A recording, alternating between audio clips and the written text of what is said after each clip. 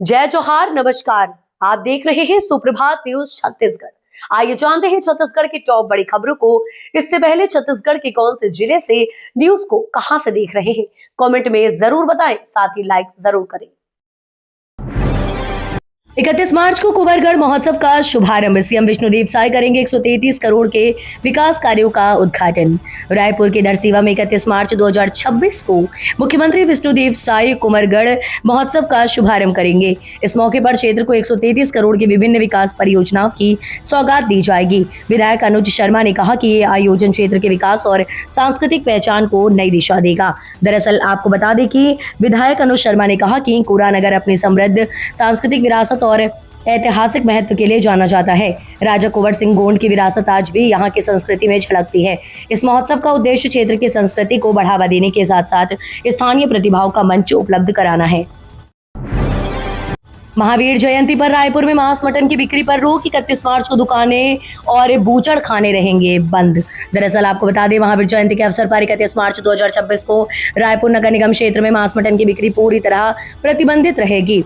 महापौर मीनल चौबे के निर्देश पर निगम के स्वास्थ्य विभाग ने इस संबंध में आदेश जारी कर दिया है। आदेश के मुताबिक नगर निगम क्षेत्र के सभी बूचड़खाने और मांस मटन की दुकानें उस दिन बंद रहेंगी। ये निर्णय छत्तीसगढ़ शासन के नगरीय प्रशासन विभाग के निर्देशों के तहत लिया गया है। तारबहार अंडरब्रिज 1 अप्रैल से 15 मई तक रहेगा बंद। मेंटेनेंस के चलते 1.5 महीने यातायात प्रभावित। दरअसल आपको बता दें, बिलासपुर में तारबहार स्थित रेलवे अंडरब्रिज 1 अप्रैल से 15 मई तक बंद रहेगा।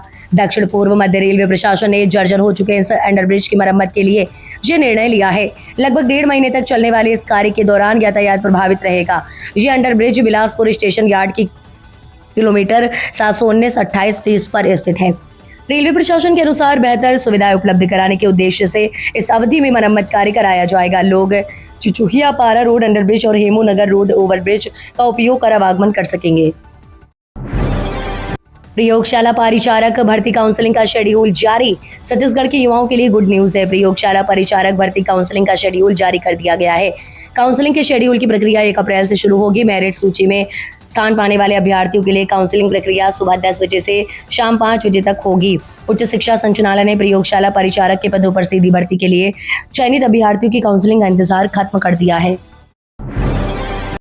बीएससी नर्सिंग प्रवेश परीक्षा 2026 के लिए आवेदन शुरू। 11 जून को होगी परीक्षा। छत्तीसगढ़ में बीएससी नर्सिंग पाठ्यक्रम में प्रवेश के लिए आयोजित होने वाली प्रवेश परीक्षा 2026 का कार्यक्रम जारी कर दिया गया है।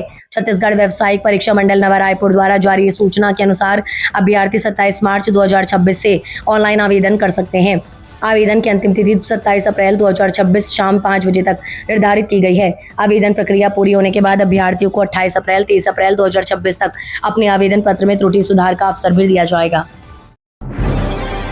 तेल की कालाबाजारी पर एक्शन। अब उद्योगों को नहीं मिलेगा डीजल। जिले में पेट्रोल और डीजल की उपलब्धता बनाए रखने और इसके गलत इस्तेमाल को रोकने के लिए कलेक्टर संजय अग्रवाल ने सख्त निर्देश जारी किए हैं।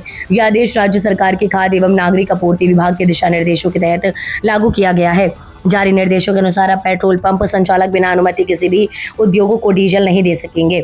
अगर किसी विशेष परिस्थिति में जरूरत होती है तो संबंधित क्षेत्र के एसडीएम या तहसीलदार की अनुमति लेना अनिवार्य होगा। रायपुर में ध्वनि प्रदूषण के खिलाफ एनएसयूआई ने अतिरिक्त पुलिस उपायुक्त को सौंपा ज्ञापन। रायपुर में ध्वनि प्रदूषण के मुद्दे को लेकर रायपुर उत्तर विधानसभा एनएसयूआई के कार्यकर्ताओं ने अतिरिक्त पुलिस उपायुक्त रायपुर नगर को ज्ञापन सौंपा।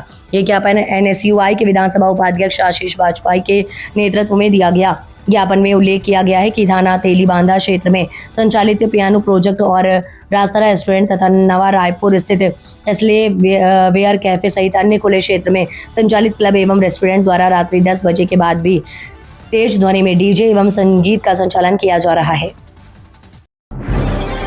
चिटफंड कंपनी के निवेशकों की सूची तैयार। जल्द पैसा लौटाएगा प्रशासन। जिला प्रशासन चिटफंड कंपनी या स्ट्रीम के शिकार 2500 निवेशकों को पैसा लौटाने की कवायद में जुट गया है। सूची तैयार कर सभी के प्रमाणित दस्तावेजों की जांच की जा रही है। दरअसल आपको बता दें, हालांकि अभी प्रशासन ने राशि तय नहीं की है। पहली किस्त में 4500 निवेशकों को करीब 7 करोड़ रुपए की राशि बांटी गई है। उन्हें पैसा करीब 2.5 साल बाद लौटाया गया था। चिटफंड कंपनी या स्ट्रीम के करीब 14,000 निवेशक है जिन्हें पैसा मिलने की उम्मीद है। कंपनी की संपत्ति नीलाम करने के बाद करीब 20 करोड़ रुपए शासन के खाते में जमा है। एसडीएम उत्तम ध्रुव ने बताया कि निवेशकों की सूची तैयार हो गई है।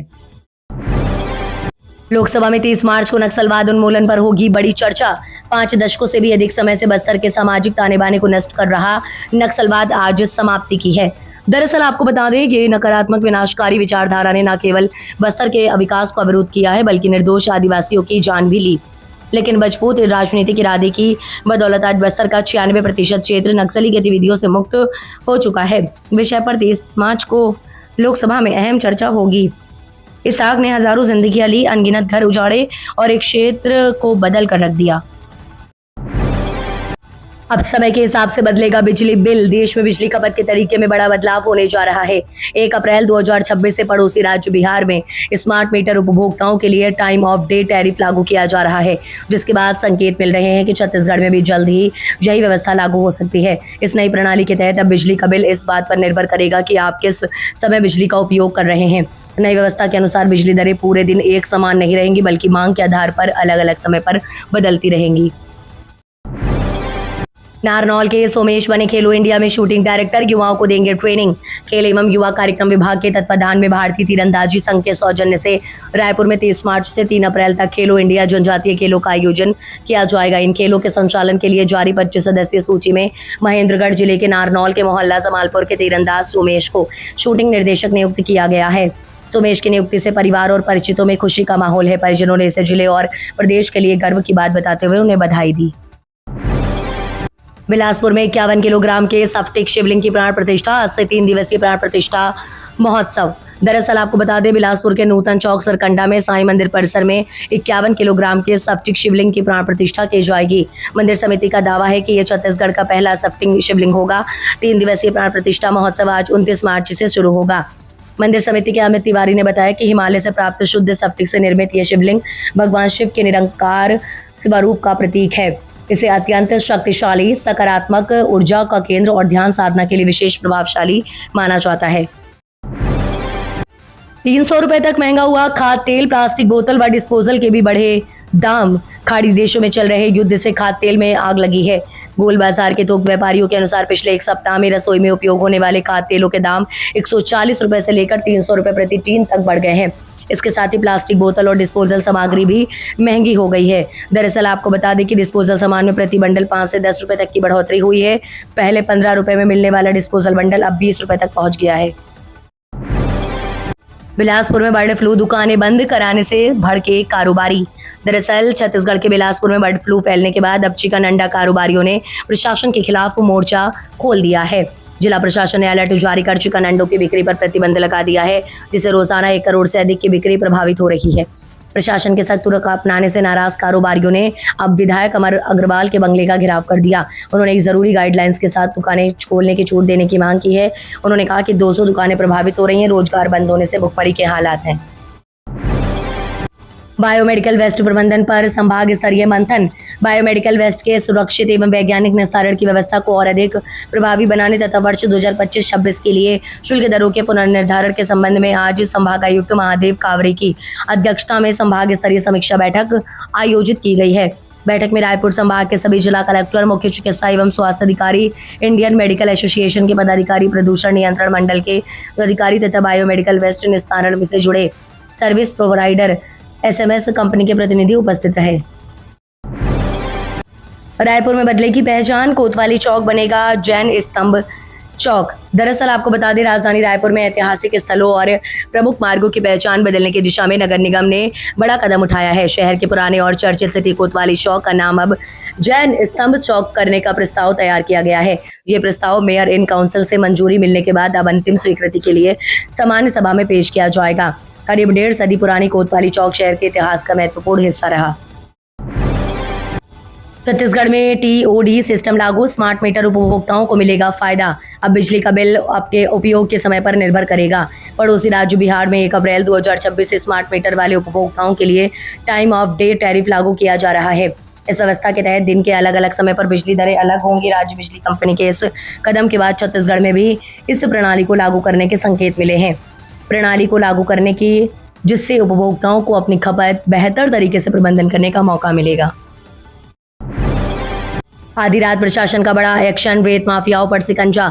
शक्ति जिले में अवैध रेत उत्खनन के खिलाफ प्रशासन ने सख्त रुख अपनाते हुए बड़ी कार्रवाई की है। कलमा क्षेत्र में आधी रात एसडीएम और तहसीलदार की नियुक्ति टीम ने दबिश देकर रेत माफियाओं के नेटवर्क पर करारा प्रहार किया। शक्ति जिले के चंद्रपुर जिले के अंतर्गत ब्राह्म कलमा स्थित महानदी तट पर लंबे समय से अवैध रेत उत्खनन की शिकायतें मिल रही हैं। मामले को गंभीरता से लेते हुए कलेक्टर के निर्देश पर डबरा अनुविभागीय अधिकारी विनय कुमार कश्यप एवं तहसीलदार मनमोहन प्रताप सिंह के नेतृत्व में 24 मार्च की मध्यरात्रि राजस्व और पुलिस की संयुक्त टीम ने योजनाबद्ध तरीके से मौके पर दबिश दी। भाजपा विधि प्रकोष्ठ छत्तीसगढ़ के जिला संयोजक और सह संयोजक की घोषणा। दरअसल आपको बता दें, भारतीय जनता पार्टी के विधि प्रकोष्ठ छत्तीसगढ़ में संगठन को मजबूत करने के उद्देश्य से जिला संयोजक एवं सह संयोजक की घोषणा कर दी गई है, जिसके तहत विभिन्न जिलों में नए पदाधिकारियों की नियुक्ति की गई है। इस फैसले से पार्टी को जिला स्तर पर कानूनी मामलों में मजबूती मिलने की उम्मीद है। साथ ही संगठनात्मक गतिविधियों को और अधिक सक्रिय बनाने पर जोर दिया गया है। नियुक्त किए गए पदाधिकारी पार्टी की नीतियों को जमीनी स्तर तक पहुंचाने और विधिक मुद्दों पर प्रभावी भूमिका निभाने का काम करेंगे, जहां सभी जिलों के संयोजक और सह संयोजकों के नाम शामिल हैं।